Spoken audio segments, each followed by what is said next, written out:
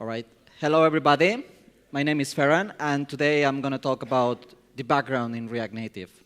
So we've been seeing all these UI and nice apps, including navigation, that we can do in React Native. But today we'd like to show you another part. So I call it this dark side of background task, which is basically running React Native or interacting with React Native when your app is not actually visible, when your app is not in the foreground, right? So it might be your phone in the pocket, you are not using it, but still you could run some tasks. That's the summary of it.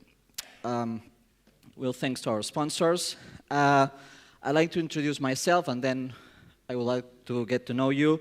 So as I said, my name is Ferran. I work at Callstack. We're a consultancy company based in Wrocław, Poland. And we are really involved into open source, and more precisely nowadays in React Native. We are doing the React Native U conference that was last week, actually. All the videos are out if you are interested.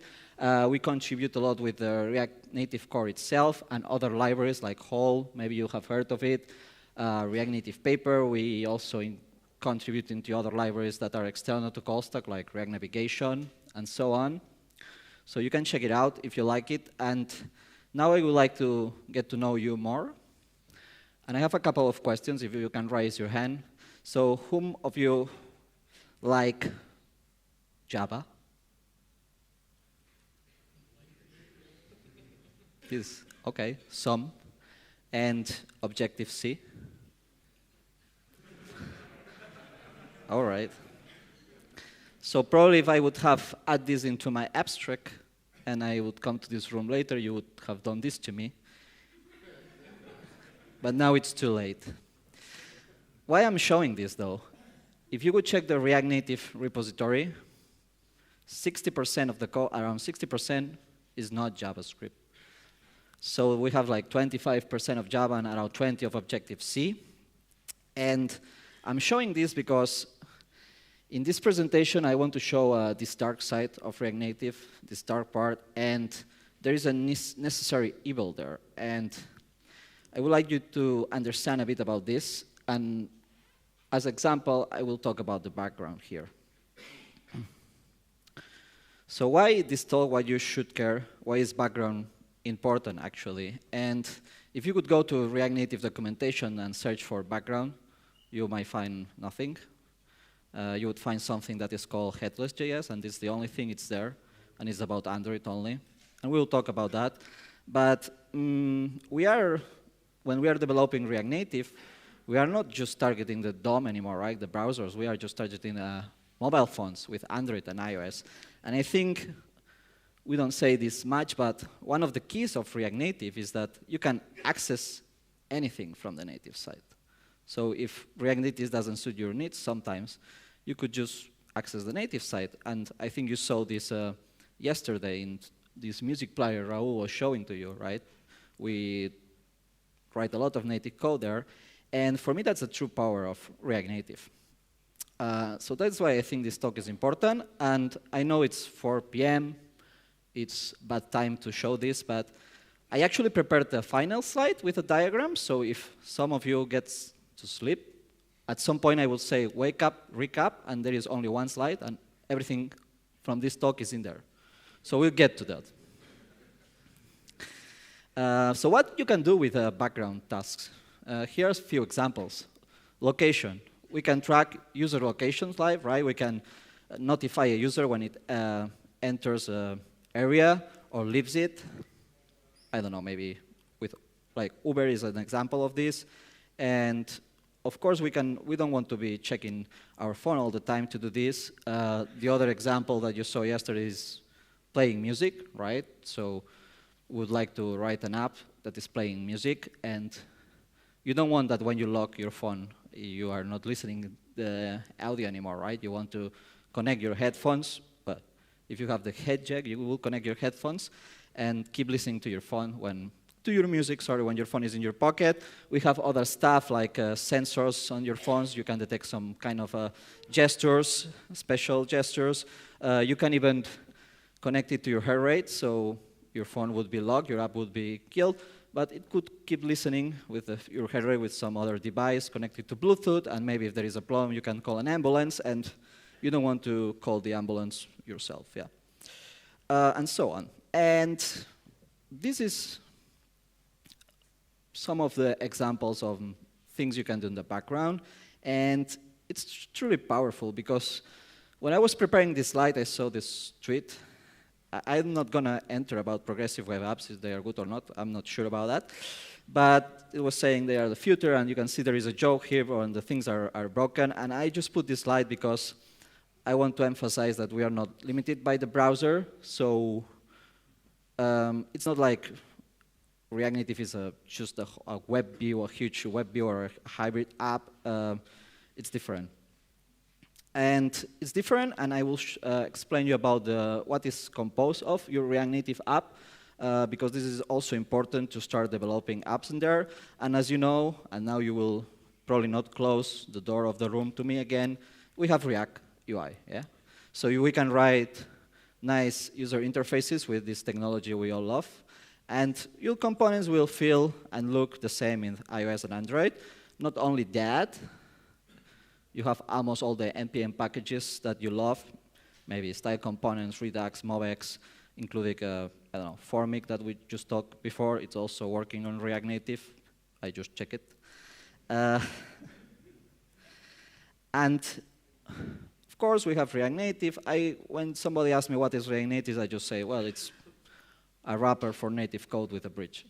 It's kind of true, yeah? So we have all the native side, and we connect it with this bridge, and we have our JavaScript machine there running our JavaScript code. So, okay, what we can access with this, in this case for the background task, right?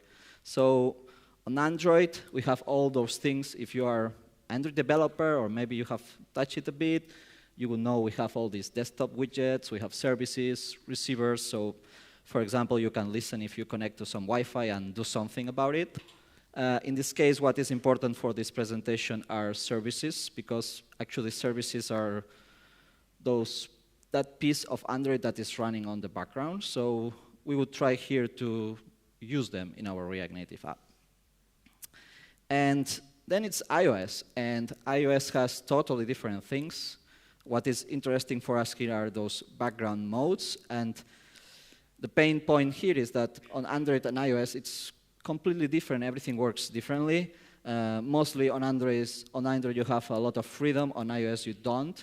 So those background modes are very limited, and you will see that it will affect your React Native app. You cannot just circumvent that. You cannot just skip it. And probably these limitations also make that iOS users have more battery life, not like me in Android. So what is happening when your app goes into the background, actually? I want to understand this first. I prepared a couple of examples here on how we can use this. But I think we need to understand a little bit what is happening when the app goes in the back. Because if we don't understand it, this is what happens, right? This is a typical thing when we don't understand stuff. And as I said, Android and iOS is different. So how is this working? We have React Native, and I mark it as a virus. Why I call it a virus is because it's attached to your app, right, in your Android app instance or your iOS app instance. And it's a kind of weak virus because it doesn't really survive without the host. So if you kill the Android app or if you kill the iOS app, React Native, the JS bundle, it will also be gone. So what we can do here? There is the Android way, which is services, right? You can start a service on Android, and you can kill the app, and the service will still be running, and it will not block your main thread, so it will not make your app when you are using it slow or anything like that. And this is a really important concept with Android, because probably you know that even when you rotate your device in an Android app, it gets killed and recreated. So if you are doing some expensive operation on the background, like long fetching, it would be killed. So that's why we usually do it on the background. In React Native, what we could do here, the first approach, I think about it, It's just communicating to this service through this, what it's called Android activity. When I say Android activity, it's just the app on React Native. Unless you use some native navigation complex one, you have just one activity. And that's how you communicate with the native world, right, through the bridge.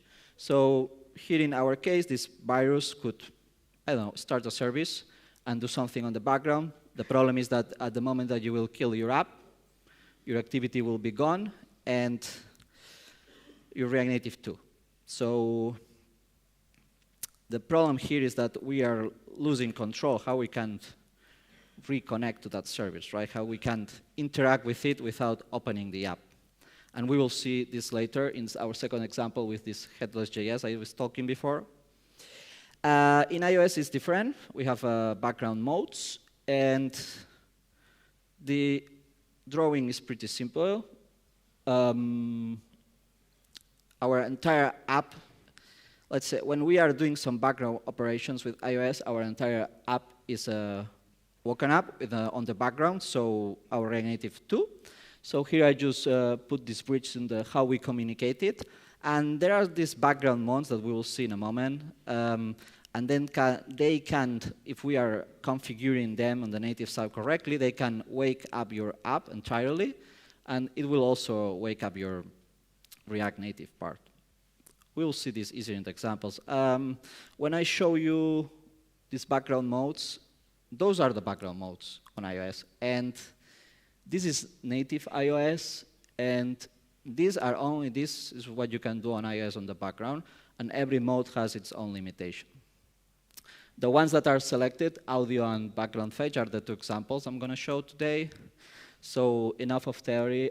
Let's see the first example, which is playing music. You saw some stuff yesterday, right? You saw how music player was built. So on the web, maybe we could use audio API, right? On React Native, though, you would probably use different thing. And on iOS, it's an API, and on Android, it's another API, different media players. There are tons of libraries. I use this one. I like how the code is written natively here. And if you would check the code natively, it uses under the hood this media player on iOS. This is the app I've written for this presentation. So later I will share the link to it. So it uses iOS media player, Swift code, Objective-C. And on Android, it uses also the one that is called media player, which is different. I think it's written in Java. Google people said, OK, they realized this media player we gave you at the beginning is pretty bad. But as Android is open source, you can write your own. They write this exo player. So this library is pretty nice because you can say which media player under the hood in the native side you want to run. So this is how it works on Android. And how we can use this library on JavaScript, right, when we are writing React Native app. It's that simple, yeah? So what we can check here is that we have this async await, so we are making an asynchronous call, and this is basically how native model work, right? So when I want to communicate with the native side, I need an asynchronous call, and maybe I would receive a promise like everything was okay. So this is how you would set up the player. You can maybe set up in your top component did mount, or however. And in iOS, this setup player is basically all this beautiful code is just Objective-C way of exporting this method. So we call it setup player. So from JavaScript side, you can call setup player on iOS. And somewhere inside this code, it will set up just the native stuff, like if you were writing this up on iOS. To illustrate it, this is what we did, right? We send a command through the bridge, setup player, and we start this ABD audio session. We didn't touch the background modes yet, but we will. So if you would do this way, it will play music. But when you leave the app, it will not. It will stop it. On Android, it's the same method, right? So if you have some experience writing native module, you just use this React method annotation. and it will do a bunch of stuff. If you look into the code, at some point, somewhere, it's actually calling this start service.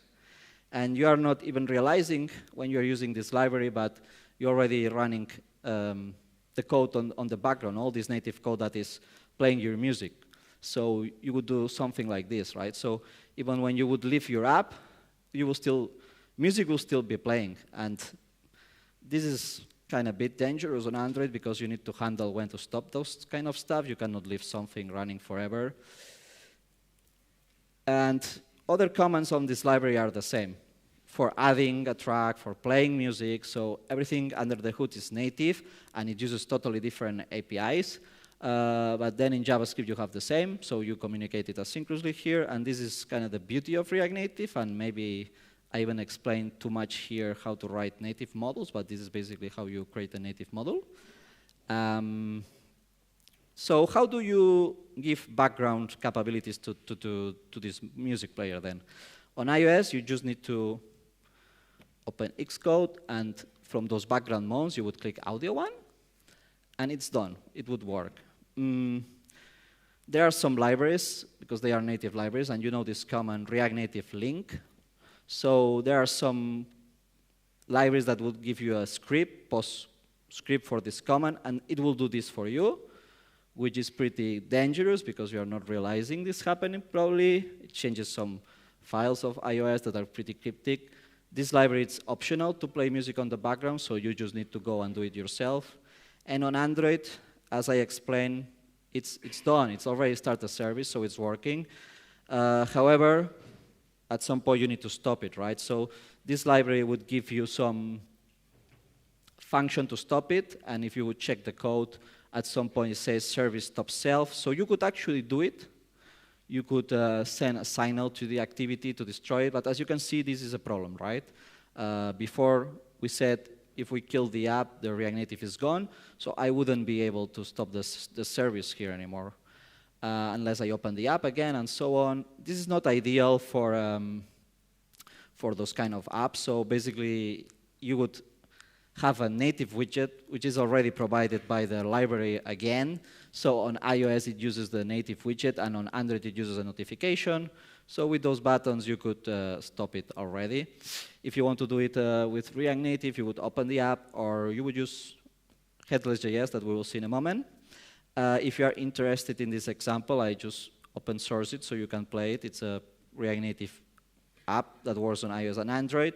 But I think the most interesting example, and the one that made me actually start this, to make this presentation, is synchronous sync data. So you might remember from last year that I was here, I was showing an app that I was building for tracking your TV shows and so on, so I was using an external API. And one of the things that I wanted to do is every day, every 24 hours, I wanted to get some data. And there was some logic there for fetching data, for fetching, I'm not going to check for new episodes of this TV show called Friends because it's already finished, right? All this kind of logic was there on JavaScript, and I wanted to reuse it for both platforms. So here's when I came with the Android Headless JS. So if you look for some background capabilities on React Native on the documentation, official docs, you will found Headless JS. And what this does actually is solving our previous problem. So if you check how to set it up, you actually need to copy and paste some native code to create this Headless JS service, and then you need to register it on JavaScript. And this service is capable to start your React Native code, this JavaScript code, not the entire app, but it will run this JavaScript code. So if you know how it works on Android, there are different ways to wake up a service. So you have these receiver schedules. So the example I said before, the Wi-Fi gets connected. It can start this Headless JS service that it can then run your JavaScript task. So it will initialize the bridge also in React Native. It will run the JavaScript code, and then it will spin down when it's over. If you check the code of Headless JS in the React Native repo, you can see it's nothing magic or fancy. It's just a service that extends Android service. And then at some point in the code, there is this React Instant Manager create context. This is what it will initialize your bridge for React Native, and then it will invoke your JavaScript task. This is from the docs too. This is the part that you have to copy and paste, right? You have to create this file, say the name of your task, and you have to pass a timeout so it knows when it needs to finish. And then in your JavaScript, it's just like that. You have your module somewhere, and with your JavaScript code, in my case, is to sync some data, so to fetch some stuff, maybe save it on database and finish. And then you have to register this task the same way you would register a React Native app. But the problem was not finished because there was this question on when I start this service for fetching, who's responsible? If I cannot open the app and say start, when it starts. And if you check the documentation, it says that, oh, well, now we give you this service that can run JavaScript. But you can start it, for example, in response of some events, like this connected Wi-Fi, periodic task, and so on. And again, here, I need to use native code, and there are libraries for it. However, I had experience with this one, I like it, and I said, I want to use this one. And there is SyncAdapter. Why I wanted to use this one? Because it allows me to schedule periodic syncs, which is what I want. It takes care of network connectivity, so if you don't have network, it will not try to fetch anything. It will not try to start. It's better if performant, because Android will try to make all these syncs together, so it doesn't wake up your device so often. And it will take care also when you restart your phone and open it up again, because with Android, if you do this, it's clearing all this scheduling. So you need to take care of it. So what I did is I encapsulated all of this in this library, React Native SyncAdapter, and then you can use it in your apps. What I just explained is as simple as write all the native code you want, start this service, the one that React Native gives to you. It just gives you this Headless JS task service, and this one will spin up your JS code. It will execute this JS code that you define with the name and this timeout. So if you use this library, you can just install it like anyone else, and you have to link it, of course. And on your JavaScript, you would use it like this. So now you can initialize this SyncAdapter. You can say how often it needs to run, so like 24 hours, and then you register your JavaScript task with this name, because it's the name defined in the native side of this library, and it's set. So I succeed here to do the same I was doing in pure Android, but with React Native. This is just a couple of methods of this library, so the most important is the one that I exposed to JavaScript with this React method annotation. And at some point in this library, inside the code, there is this unperformed sync, which starts the headless service task that spins up the JavaScript code. And if you want even to check if this works, you can go to, if you have an Android phone, you can go to user accounts and settings. These are all the apps that uses the SyncAdapter, so it's not like something new. Most of these apps have React Native inside in some parts of the apps, and you can actually click Sync Now, and you could see if it works. If you are interested in how to write those native modules, I wrote an article about it long ago. But probably you are wondering now, okay, you did this on Android, it works. So what about iOS, Headless JS, yes? So I would like to run this JavaScript task also in the background for iOS, but when I go to the docs, it's just for Android. And there is this product pane from 2016, right? We want Headless JS for iOS, and every time I open this page, somebody comments like, where is this, help, and so on. There is this guy, Chris Scott, he wrote this nice comment. He put some link to this React Native background geolocation and fetch libraries. And he's explaining here that there is no such concept on iOS. And probably you already know this when I explain how iOS works. There is no concept of services on iOS. So basically, when you allow iOS to wake up for some background mode, what it does is just wake up your entire app on the background And this will also allow you to actually run JS, because it wakes up your app, it spins up all the processes to initialize React Native. So I would say no Headless JS for iOS, as we know it in Android. So no such concept. Maybe this is the hardest thing of this presentation. So how I actually do it on iOS, yeah? How I do this synchronization of these TV shows on the background every 24 hours. So I will just do it like you need to do it on iOS, right? Because you are developing for iOS. There is this iOS background fetch mode. And when you read the documentation, it says that it regularly downloads and it says what I need. It's giving the same capabilities as the SyncAdapter, some performance stuff, but I said it's limited at it says you can only run it every 15 minutes, and you can only run tasks that take 30 seconds. And if you are using this with React Native, you have the same limitations. So you can check the React Native background fetch, which is from this guy I showed you before, this comment. And you can add it, you can link it. And then you have to, of course, give this background fetch mode to your iOS app. And then you can use this library. So you would import it like this, use configured minimum fetch interval. Remember, this should be bigger than 15 minutes. And then it will run this callback. And here you can use a set timeout to stop it if it takes like 30 seconds. You cannot do it more than 30 seconds. And as you can see, this is on you. If you don't do this, what happens is that iOS start limiting your app. So it will start not letting you run it on the background so often. And at the end, it will just not let you. So you saw here we are calling configure. And again, this is just an exported method from this native module, configure. And at some point in this code, there is this perform fetch with completion handler. And here in all this code, there is this callback that is actually what, when we configure it, and because the whole app is waking up, and the JavaScript, the React Native bridge is there, we can call the callback we pass, and it will execute this JavaScript code.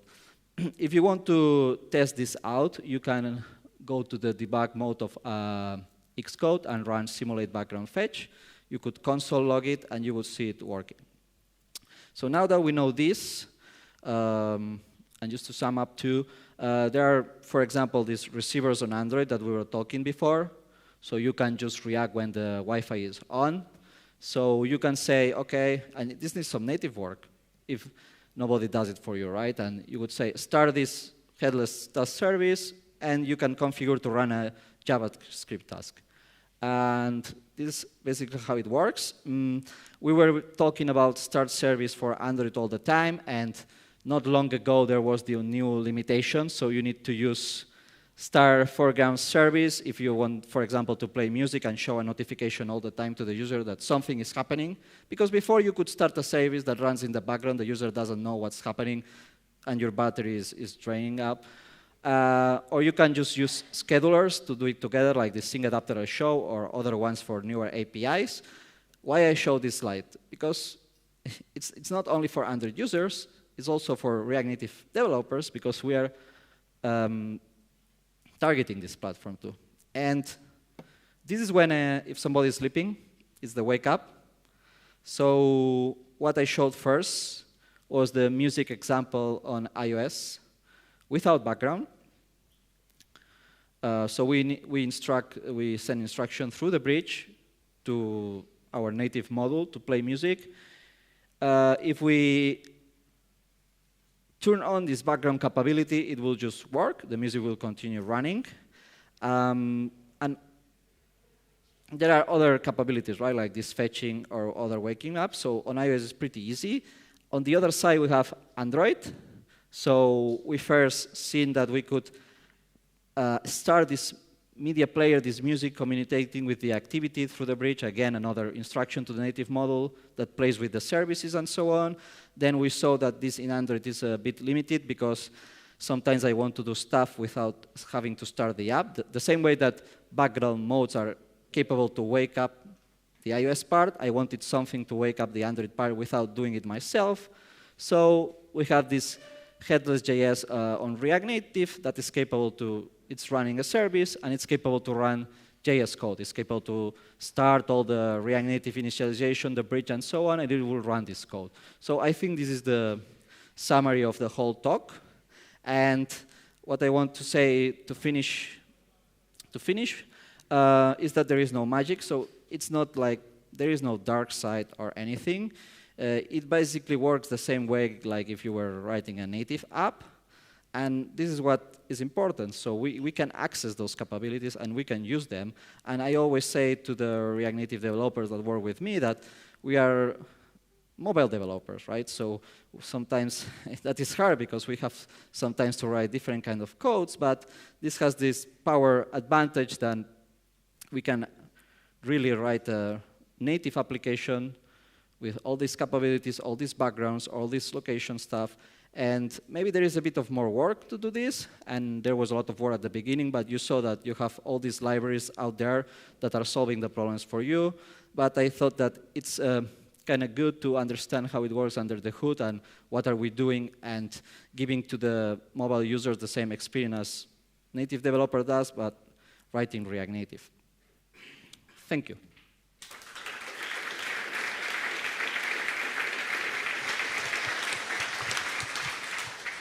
Thank you, Ferran. Questions for Ferran? Questions? Thank you. Oh, one question there.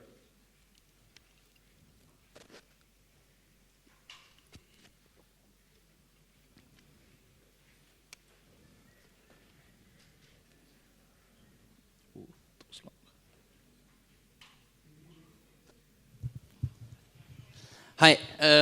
Background tasks, have you had experience with it working with map features, such as geolocation and things like that, or is that not such a feature that exists yet? So if you want to work with location on iOS, iPhone and stuff? Yeah. Well, ideally both iOS and Android.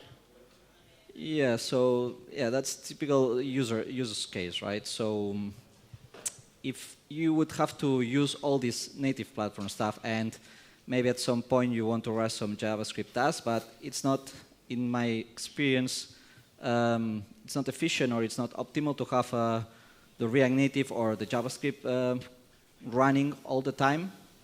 So you would have to mix it with native too. Right. So you saw that we had this waking your app to do this fetch task, which it has a timeout, so it doesn't need to run all the time. But for example, when we are doing this music player, we have it running through the native service, and then sometimes we can interact with the JavaScript, but it's not like the JavaScript will perform all the work and stuff. Not sure if that answered your question, but... Yeah, that's great. Thanks. Okay. Thank you, Ferran.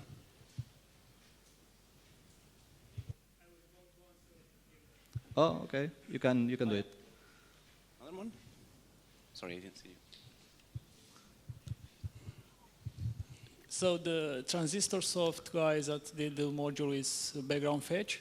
He also have a module for background location, which you can use, I think, for Android. If you want to use it commercially, it's 300 euros. The iOS one, it's free.